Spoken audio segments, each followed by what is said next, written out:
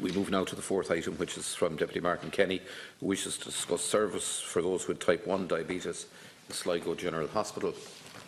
Deputy Kenny. Thank you, Ken Corda. Minister, I want to raise this issue today because it's a situation that has become extremely serious in Sligo University Hospital and indeed for the entire North West region. I'll just give you the picture of what the situation is. Today, if an adult or a child anywhere in Sligo, Leitrim, South Donegal, West Cavan, that whole region, is diagnosed with type 1 diabetes, they're sent for an appointment and an assessment. And the unit they go to is a 2-room porta-cabin in a yard at the back of Sligo Hospital. They walk through this building site, which it actually is at present, because at the moment there's building works going on in the area where the new mental health services unit has been built. And because of that, the people who work in this little porta-cabin have to keep the windows closed because of the dust. So you see the picture. A family arrives in with a child that's been diagnosed with diabetes. There's probably 2 other people waiting in a little room half the size of the area that we're looking here on the floor. And they sit there and they get an assessment done as to what level of insulin or whatever the child is going to need. And then they make further appointments, and each time they come back to the same situation. The staff in the second room in the porta-cabin have their computers and their phone services there. And they're trying to monitor people from across the entire North West area with type 1 diabetes, which reports are coming in on the computers to them. It's a cramped, totally unsuitable situation.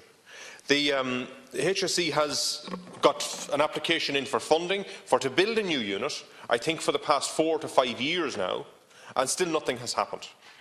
We also have a situation, and it's a very serious problem for people who are diagnosed with type 1 diabetes and they need to get the insulin pump, which is a marvellous advance in treatment for people in this situation. And I was speaking to a man a number of months ago who was waiting for the insulin pump. He knew it was been ordered, in fact it was purchased, and it was sitting on a shelf in this unit, but he couldn't get it because he needed to be trained on how to use it. And the nurse, the specialist nurse that does the training, had been seconded to another part of the hospital and wasn't available to give him the training.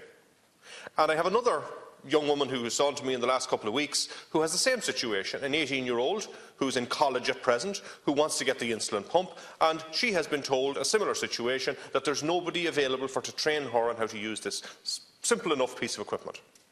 So we have 2 issues here. We have an issue around the actual facility itself, the cramped and unsuitable situation there's there, and also around the staffing of it. Because quite apart from the unavailability of someone to do the training around the insulin pump, the staff that work in this little porta-cabin are totally stressed out and under pressure and cannot deal with the level of demand that's coming for the service that they are trying to provide, and are providing, in fairness to them, under very difficult circumstances. So, Minister, I want to get 2 things from you today. First of all, I want to get an assurance, an absolute assurance, that any person in the North West who needs to get an insulin pump fitted and wants to move into that situation will be able to get it done with all the haste that's required, and that the training will be in place for that to happen for them as soon as they apply for it and as soon as they need to get it. And the second thing is, I want to find out where we are in regard to the building of the new unit for diabetes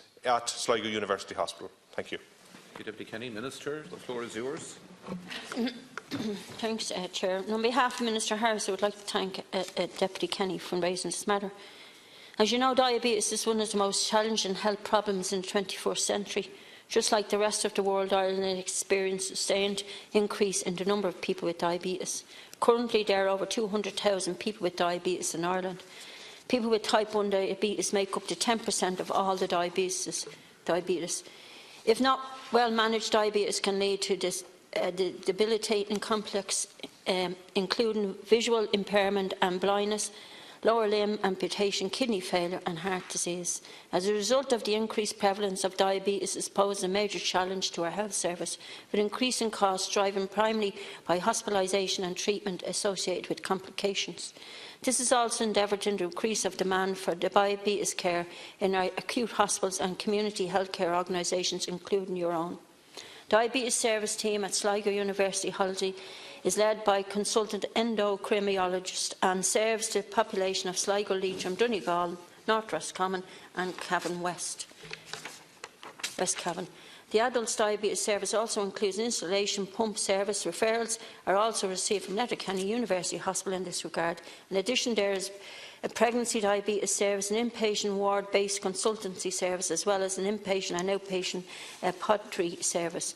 This is a well-established integration multidisciplinary team approach between both hospitals and community support by special diabetes nurses and an advanced nurse practitioner, as well as a full range of support staff. In addition to this, there is a paediatric diabetes specialist service which provides a regional insulation service for children across the North West region. Both the adults and paediatric pump service have experienced considerable growth in referrals both from new patients commencing treatment as well as repatriation of patients for national tertiary centres. In addition, the full endocrinologist service is provided, which includes dramatic endos function testing. The HSE has advanced the tender documents for this Diabetes Day unit in Sligo University Hospital has been finalised and is ready to be issued to the contractors. It is intended to progress to construction in 2019, with the units expected to be operational in 2020. The funding of all projects is subject to the availability of capital funding and the progress of other priorities. The Government is committed to the future development of the service for people with diabetes and with chronic conditions. Earlier this month, Sláinte Care Action Plan 2019 was published with the full fundamental enabling in delivery of Sláinte Care vision. As part of the action plan, a series of services designed and delivered workshops will be held. These workshops will focus on the chronic disease management, including the management of diabetes. And I'll come back to that. Mr. Deputy Kenny. Thank you very much, Minister. First of all, I want to acknowledge in the statement the second paragraph from the bottom that advises